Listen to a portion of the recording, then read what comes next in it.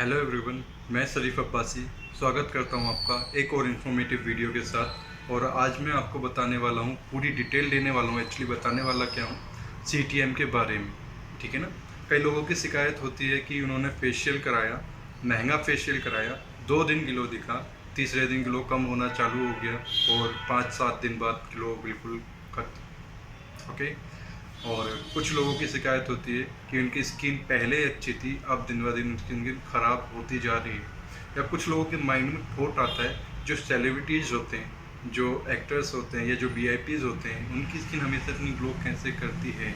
कुछ लोग ये कहते हैं कि वो एसी में रहने की वजह से ऐसा है, वो 24 घंटे एसी में रहते हैं। तो कुछ लोगों के पास ये ओपिनियन होगा कि एसी में तो हम भी रहते हैं, लेकिन हमारी स्किन इतनी ग्लो क्यों नहीं करती, हमारी स्किन के साथ इतनी सारी प्रॉब्लम्स क्यों दिखती हैं, क्यों हमें एज होने से पहले एज साइंस दिखने लगते हैं। काफ़ी लोगों को के लेडीज़ के साथ स्पेशली पिगमेंटेशंस की प्रॉब्लम्स हो जाती हैं, झाइयाँ जिन्हें बोलते हैं, वो हो जाती हैं। हमने तो कभी फेशियल्स नहीं लिए, कभी किसी मतलब छोटे सैलून या छोटे पार्लर से जहाँ पे हमें लगता हो कि सेफ्टी नहीं है, जहाँ पे नॉलेज नहीं है पर्सनस को, वहाँ पे फेशियल्स नहीं लिए, वहाँ पे ब्लीच नहीं कराई, ट्रीटमेंट्स नहीं लिए, फिर हमारे साथ ऐसा क्यों हुआ। तो उस सारी बातों का जवाब आज आपको एक बहुत छोटी सी थ्योरी के रूप में मिलने वाला है, और जो सबको पता होनी चाहिए। और दुर्भाग्य की बात यह है कि सीटीएम जो कॉन्सेप्ट है वो बहुत बहुत पुराना कॉन्सेप्ट है, और इंडिया में, हमारी कंट्री में ज़्यादातर लोग ऐसे आज भी नहीं जानते। जबकि आज एक बहुत बड़ा तबका पार्लर्स, ब्यूटी पार्लर्स, सैलून की तरफ जा रहा है। वहाँ जाने से गुर्रेज नहीं करता, पैसे खर्च करने से भी गुर्रेज नहीं करता। लेकिन उसके बाद भी दुर्भाग्य ये है कि ज़्यादातर जो प्रोफेशनल्स हैं, शायद उन्हें खुद को भी नहीं पता कि सीटीएम प्रॉपर है क्या और वो कितना इम्पोर्टेंट है। और सीटीएम नहीं, अदर चीज़ों में कह सकते हैं, नॉलेज या तो ज़्यादातर लोगों को खुद को नहीं है, या फिर वो शेयर नहीं करना चाहते दूसरों के साथ और अपने तक सीमित रखना चाहते हैं। उन्हें लगता है हम अपना टाइम क्यों वेस्ट करें। तो प्लीज़ मुझे सपोर्ट कीजिएगा, क्योंकि मैं ऐसे बहुत सारे कॉन्सेप्ट आप लोगों के बीच में लेके आने वाला हूँ जो आपकी ज़िंदगी को एक नया आयाम देंगे, नया रुख देंगे। मैं ये नहीं कहता ये जीवन के लिए बहुत ज़रूरी है, लेकिन हाँ ज़रूरी है, क्योंकि आप एक अपने पूरे जीवन में एक बहुत बड़ा अमाउंट ब्यूटी कल्चर पर भी लगाते हैं, और उसके बाद भी अगर आपको सही रिज़ल्ट ना मिले या आपकी एक्सप्रेशंस पूरी ना हो, तो ये दुर्भाग्य की बात है। और कई बार नॉलेज ना होने की वजह से, लैक ऑफ नॉलेज की वजह से, कुछ लोगों के साथ, सभी के साथ नहीं, कुछ लोगों के साथ ऐसी ऐसी ट्रेजिडीज़ हो जाती हैं जिनकी भरपाई पूरी ज़िंदगी नहीं होती है। ठीक है। सॉरी अगर ज़्यादा हो गया तो, मुझे ज़्यादा बोलने की आदत है। चलिए वापस से आते हैं अपने टॉपिक पर, सीटीएम पर। C for cleanser, T for toner, M for moisturiser. तो ये हुए 3 स्टेप, लेकिन आज मैं आपको 3 नहीं बल्कि 4 स्टेप के बारे में बताने वाला हूँ, क्योंकि जैसे मैंने बताया सीटीएम बहुत पुराना कॉन्सेप्ट है। अब इसके अंदर 2 चीज़ें और नई जुड़ गई हैं, लेकिन दूसरी इतनी इम्पोर्टेंट नहीं है। ठीक है, पहली इंपॉर्टेंट यानी 4 चीज़ें मैं आपको टोटल इसके अंदर बताने वाला हूँ। तो पहले हम 3 चीज़ें क्लियर कर लें। यह मैं आपको चारों के बारे में बता रहा हूँ, कन्फ्यूजन ना हो उसके लिए चारों के बारे में बताना अच्छा रहेगा। ओके, एक हाथ। या this is a face wash, this is toner and this is face wash. ठीक है, फेस वॉश। अब एक एक करके बात करेंगे हम किस स्टेप का क्या बेनिफिट है। ठीक है। सी फॉर क्लींजर हम 2 तरीके से कर सकते हैं, या तो हम फेस वॉश से कर सकते हैं या फिर हम क्लींजर से कर सकते हैं। मैं आपको क्लींजर भी शो कर देता हूँ। This is cleanser cream form में होते हैं, लाइक बॉडी लोशंस आप सभी ने यूज करेंगे। थिन क्रीम बेस का फॉर्मूला होता है, मैक्सिमम टाइम ऐसा ही होता है, किसी किसी टाइम ये जेल बेस भी हो सकते हैं। ठीक है, तो ये क्लींजर है और ये आपका फेस वॉश है। मोस्टली जो है फेस वॉश यूज करे जाते हैं नॉर्मल स्किन के अंदर, नॉर्मल टू ऑयली स्किन के अंदर, normal to average dry skin के अंदर, और आपका नॉर्मल स्किन के अंदर। तो मतलब मैक्सिमम टाइम हम फेस वॉश यूज़ करते हैं। क्लींजर जो है वो सेंसिटिव, हाइपर सेंसिटिव और बहुत ज़्यादा ड्राई स्किन में यूज़ करे जाते हैं, और एक्सपर्ट की रिकमेंडेशन पर मोस्टली जो क्लींजर हैं वो यूज करे जाते हैं। ठीक है, तो इन दोनों का काम एक ही है, फेस को क्लीन करना। ठीक है, इनका मैं बाद में आपको अगली किसी वीडियो में कंपेयर भी करके बताऊंगा कि कौन सा प्रोडक्ट का क्या इफेक्ट है, कैसा इफेक्ट है, वो बात की बात है। अभी एक स्टेप हो गया आपका सी फॉर क्लींजर, फेस को क्लीन करना। सबको पता है फेस वॉश फेस को क्लीन करता है, क्लींजर भी फेस को क्लीन करता है, जैसा कि इसका नाम बता रहा है। ठीक है, अब आ जाते हैं टी फॉर टोनर पर।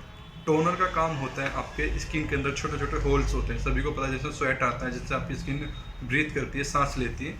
ठीक है, तो वो उन पोर्स को जो है एक एक्यूरेट शेप के अंदर रखना, परफेक्ट शेप के अंदर रखना। बिकॉज अगर उन होल्स का साइज बड़ा होगा, मैक्सिममाइज होगा, तो वहाँ पर आपको हेड्स बनेंगे जो अपना एवरेजली नोज के आसपास देखेंगे। White head and black head, white head दिखते नहीं है उतना, करीब से देखना पड़ता है या फील करने पे दिखते हैं। ब्लैक हेड्स हमें दूर से ही दिखते हैं। और हेड जब हम बनते हैं तो एक चीज़ और नोटिस करी होगी आप सभी ने, स्पेशली नोज पर, कि हमें छोटे छोटे जो है ना पोज वो नज़र आने लगते हैं, छेद नज़र आने लगते हैं नाक के अंदर, वो होते हैं हमारे पोज।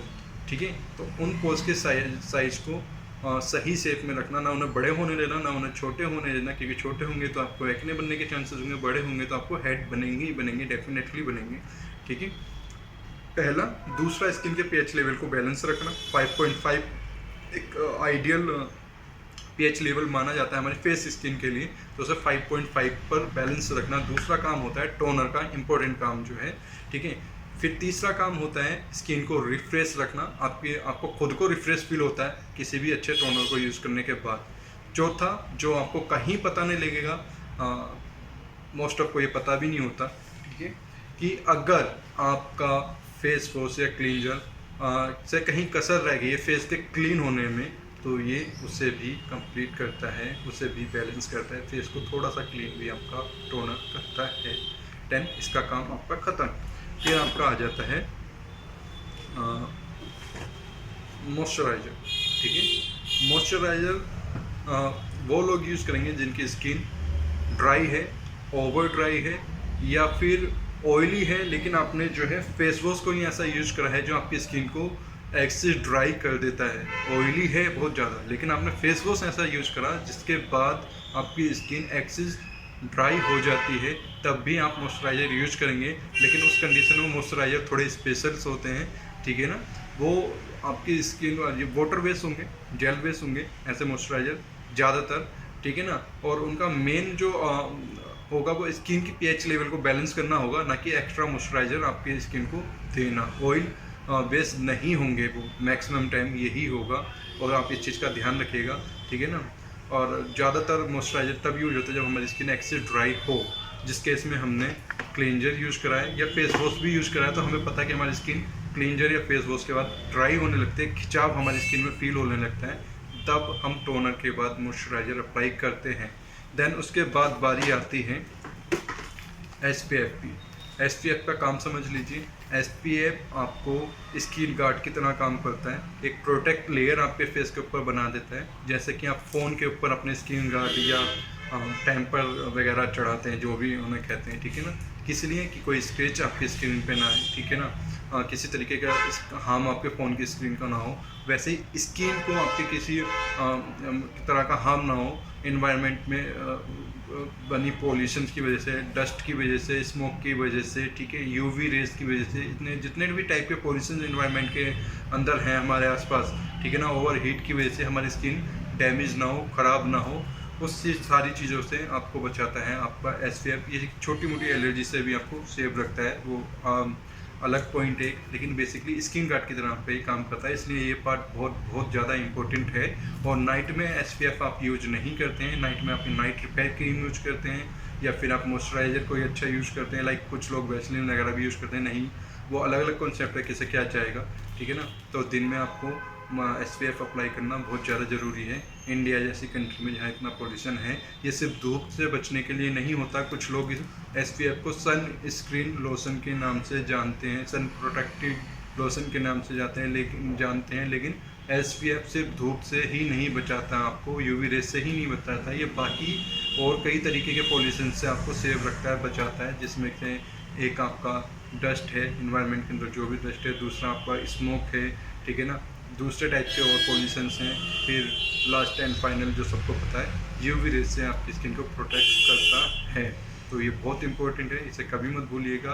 और ये सारे स्टेप्स आपको घर से या किसी भी इंडोर प्लेस से निकलने से 10 से 15 मिनट पहले पूरे कर लेने चाहिए। ये किस तरीके से करने चाहिए ये मैं आपको अपनी अगली आने वाली वीडियो में बताऊंगा। मेरी अगली वीडियो इंशाल्लाह यही रहेगी।